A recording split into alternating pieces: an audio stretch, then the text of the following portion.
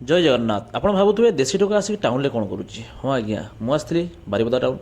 ତ ଏଇ ଜାଗାରେ ପୂର୍ବରୁ ଯେଉଁ ଥିଲା ମୁଁ ଦେଖିଥିଲି ଦୃଶ୍ୟ, ଦୋକାନ ଗୁଡ଼ିକ ସାମ୍ନାରେ ଥିଲା, ତା ସହିତ ଯେଉଁ ଆପଣଙ୍କର ଚିକେନ୍ କଟିଂ ସେଣ୍ଟର ଏଇସବୁ ସାମ୍ନାରେ ଥିଲା। ବଟ୍ ଏବେ ଯେଉଁ ଦେଖିଲି ମୁଁ ରେଲୱେ ଷ୍ଟେସନଟିକୁ ଏତେ ସୁନ୍ଦର ହେଇଛି ତାହା ଦେଖି ମୁଁ ଆଉ ରହିପାରିଲିନି। ମୁଁ କହିଲି ଟିକେ ଗୋଟେ ରାଉଣ୍ଡଟେ ନେଇ ନେବା ରେଲୱେ ଷ୍ଟେସନର, ଯେହେତୁ ଆସିଛି ଯେହେତୁ ବାରିପଦା।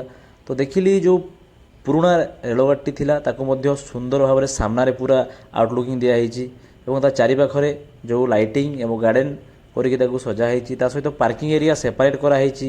ପୁରା ଆପଣଙ୍କୁ ଲାଗିବ ଯେମିତି ଫରେନ୍ ଏରିଆ ଭଳିଆ ବାହାର ଏରିଆରେ ଯେମିତି ହେଇଛି। ତ ଏହା ଦେଖି ମୁଁ ଭିତରକୁ ମଧ୍ୟ ଯାଇଥିଲି ଏବଂ ଭିତର ଆଉଟଲୁକିଂ କ'ଣ କହିବି ଆଜ୍ଞା, like a Bhubaneswar railway station ଭଳିଆ ତାଠୁ ସୁନ୍ଦର ଲାଗୁଥିଲା ଇଏ। ଏବଂ ତା'ର ପେଣ୍ଟିଂ ଯେଉଁ ମୟୂରଭଞ୍ଜର ଆମର ଯେଉଁ ରହିଛି ଶିମିଳିପାଳ ଭିତରେ ଥିବା ଯେଉଁ ପଶୁ ପକ୍ଷୀ ଯେଉଁ ରହିଛନ୍ତି ସବୁ ଆନିମଲ୍ସ ମାନଙ୍କର ସୁନ୍ଦର ସୁନ୍ଦର କ୍ରାଫ୍ଟିଂ ହେଇଛି।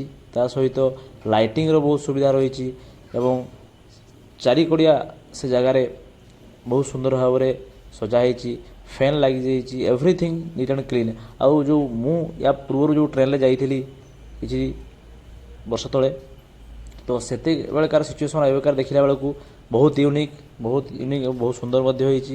ତ ଆପଣମାନେ ଯେବେ ବି ଆସୁଛନ୍ତି ଟ୍ରେନ୍କୁ ତ ଏଇଭଳିଆ ସୁନ୍ଦର ହିଁ ବଜାଇ ରଖିବା ପାଇଁ ଚେଷ୍ଟା କରନ୍ତୁ, କାହିଁକିନା ତା'ର ଯେଉଁ ରହିଛି ପେଣ୍ଟିଂ ଏରିଆ ଏବଂ ଯେଉଁ ରହିଛି ତା'ର ହେଉଛି କ୍ଲିନିଂ ବହୁତ ସୁନ୍ଦର ଲାଗିଲା ଆଜ୍ଞା। କାହିଁକିନା ନୂଆ ନୂଆ ହେଇଛି ବୋଲି ଆପଣଙ୍କୁ ଭଲ ଲାଗୁଛି, ବଟ୍ ଲୋକମାନେ ଯଦି ସତର୍କ ହୋଇବେ ଏବଂ ସମସ୍ତେ ଚାହିଁବେ ଯେ ନା ୟାକୁ କ୍ଲିନ୍ ରଖିବା ତାହେଲେ ରହିପାରିବ।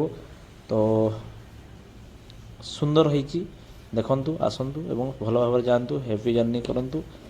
ଇଏ ଥିଲା ଭିଡ଼ିଓ। ଯେଉଁ ଭିଡ଼ିଓ ମାଧ୍ୟମରେ ମୁଁ କେବଳ ଏତିକି ଜଣାଇବା ପାଇଁ ଚାହିଁବି, ନିଜେ ହିଁ ସତର୍କ ହେଲେ ଆଜ୍ଞା ସବୁ ଜିନିଷ ସୁନ୍ଦର ରହିବ।